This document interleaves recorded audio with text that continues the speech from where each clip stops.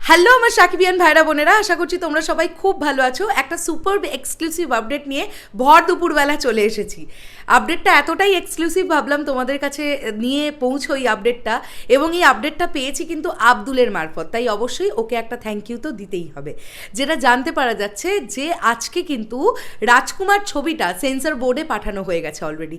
Naturally আমরা জানি যে মোটামুটি ছবি রিলিজের 10-11 দিনের আগেই মোটামুটি সেন্সর করতে পাঠানো হয়, এবং এবার দেখা যাক যে সেন্সর বোর্ড থেকে কি সার্টিফিকেট আসে এই ছবিটার।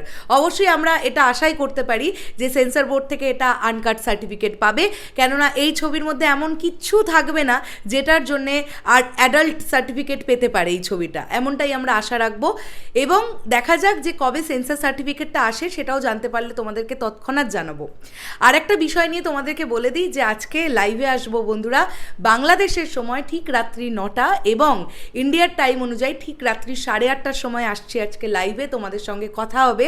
তোমরা অনেকজন সাকিবিয়ানরাই বলেছো যে দিদি ম্যাক্সিমাম কথাই যেন রাজকুমার নিয়ে হয়, কেননা সামনে রাজকুমার রিলিজ আছে। ডেফিনেটলি তাই করার চেষ্টা করব।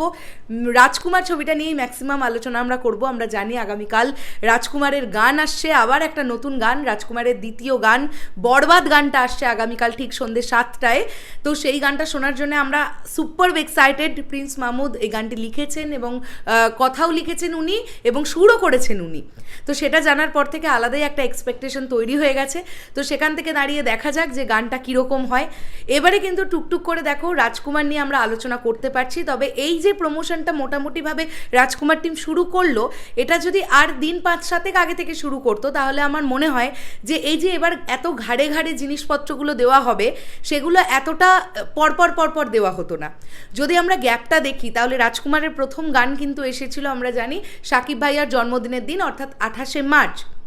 ঠিক তার 4 দিনের মাথায় কিন্তু দেওয়া হবে রাজকুমার ছবির দ্বিতীয় গান।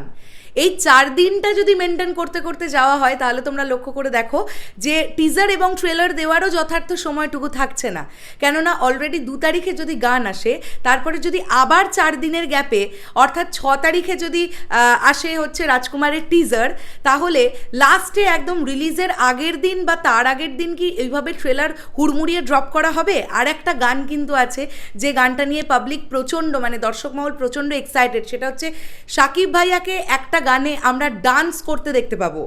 যে ড্রেসটা নিয়ে অনেক আলোচনা হয়েছিল, নিশ্চয়ই তোমাদের মনে আছে, বিশাল বড় একটা গ্র্যান্ডারে গানটা শ্যুট করা হয়েছে। তো সেই গানটা সিনেমা রিলিজের আগে আসবে না পরে আসবে সেটা বুঝতে পারছি না, সেই গানটাও কিন্তু আছে। তো বুঝতেই পারছো যে আবার একটা অ্যাকশন টিজারও আসার কথা। সব কিছু দিয়ে একটা খুব অল্প সময় আছে রাজকুমার টিমের হাতে।